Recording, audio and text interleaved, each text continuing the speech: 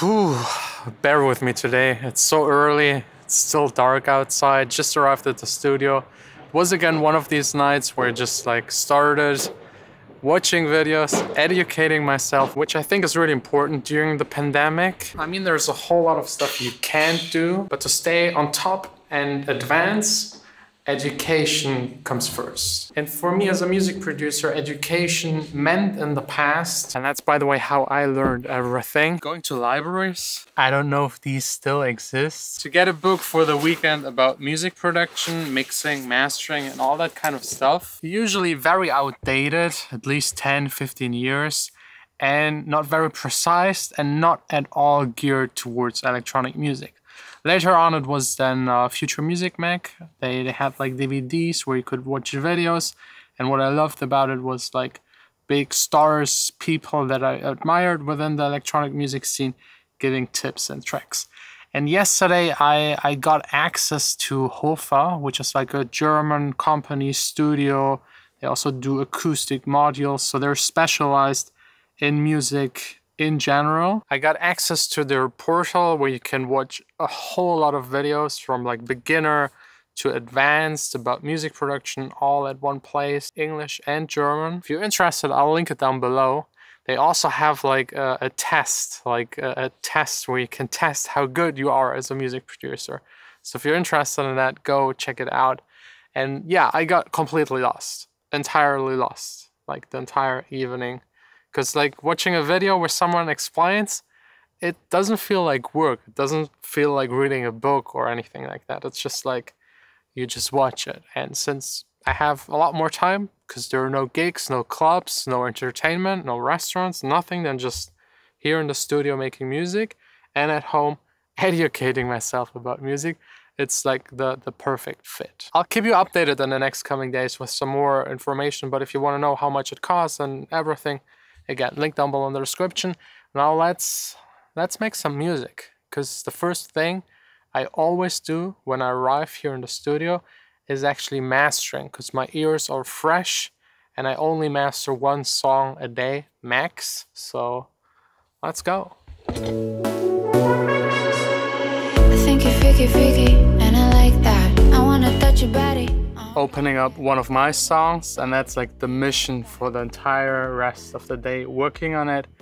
And I want to like today, because like while mastering I was thinking a lot, like I have quite a lot of outboard gear here and it's really nice and I love it and like it's just fun, but a lot of people always ask me if it's necessary, and I think the simple answer is just no, it's not necessary. I didn't have it at the beginning. You don't need it. You can start with a lot less. I started with like just a laptop. Ooh, more action on the knobs. I started just with a laptop and like very shitty speakers, because you need like a year to learn the program. It's quite complicated. There's a lot to learn about synthesizers, a lot to learn about like harmonies, music theory, and all that kind of stuff.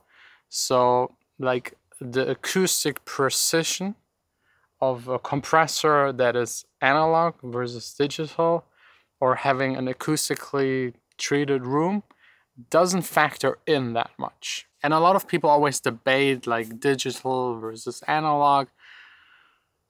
It's pointless. Everyone knows it. Digital has one advantage. It's very precise, very accurate. It's just numbers from one place to another. There are no mistakes in between. And analog is actually putting those numbers into power, into a machine. It's real, physical, and then usually transform it again. And that imperfection of analog is what a lot of people consider pleasing. It's like a CD versus vinyl. A vinyl doesn't sound precise. It deteriorates over time. It can scratch. There might be dust on it.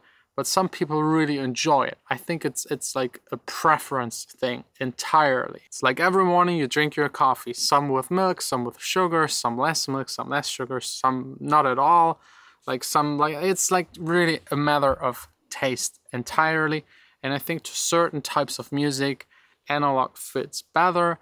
to other types of music. It doesn't fit. My approach is I take the best of both worlds to achieve whatever I have in mind. Sometimes I don't use any of this gear. Sometimes I use all of it. It really, really highly depends on the case. There's more to it. And I actually also have like examples, very precise examples between analog, digital and all that stuff. But first, more music making. I've got a lot of honey, I'm gonna give you. If you really want me, baby, come through. Move a little closer, I know you want to. All done already. Successful session. Also took care of a little bit of business stuff. And did you actually hear the difference? There was a track playing over the B-roll, A and B. Did anyone notice anything? Because the funny thing is I had an intern here and she wrote a bachelor thesis basically about analog versus digital. So very precise, very scientific. She went to a mastering engineer studio and they took one of my songs, mastered it, and they mastered it with like analog equipment and they mastered it with the same plugins by usually the same companies emulating that analog gear. And I gotta be 100% honest, the first time I listened to it, I listened to version A and B, and like my initial impression was I enjoy A a little more because it has like a tiny bit more top end, like that shine on top, and that was it. I couldn't, like, there wasn't like too much of a difference that I could notice it, especially if you listen to it with like a second in between. It's almost not really noticeable. You have to skip between both versions really quick. And a lot of you guys also contributed in like a questionnaire, and like most people were like, I can't tell, I don't know, both are the same to me. And I think that just shows you how close these two worlds are actually. Especially the emulations that try to emulate analog are getting closer and closer and closer. So it's just like a hint, a tiny hint, and I think you can do everything you want in the box except for some very, very, very special circumstances. For example, this device right here is summing. Summing is something, it just doesn't work. You cannot sum with a plugin. Doesn't work. Is the difference big? No, no, no, no, no, no. It's like a percent of a percent of a percent. Again, for some styles, it makes more sense. For electronic music, not that much. That's anyways like compressed to hell. But for classic music, for stuff that has more liveliness to it, maybe yes. Then also, one of the things I love about this unit, you got these color options where you can distort, odd, and even, like add drive to it. Yes, there are some plugins that can do similar stuff, but this one right here, the analog real thing, it just sounds a hair better. Just a hair, to me, not to everyone, to me. It's like very personal. So now you might ask, why do you have all of that gear if it's so close, so pointless, and a lot of other factors are way more important? For example, if you would take all of this gear away from me, I would probably still be able to make the exactly same music. And I always like to compare it to cooking because everyone can relate. Like just imagine me in the kitchen versus Gordon Ramsay. It would be a really fun cooking with John Sine episode, but just imagine the two of us. And you give Gordon Ramsay the worst knife on the planet. And me the best, the sharpest, the nicest, the fanciest, the shiniest, whatever. He'll beat me every single day, every single time. Because it's not about the gear, it's about the experience. And the gear only starts to matter when you let people compete at the very, very top. Usain Bolt versus, I don't know who's the second fastest. I think he isn't even the fastest anymore because he retired, but like the fastest and the second fastest person on the planet.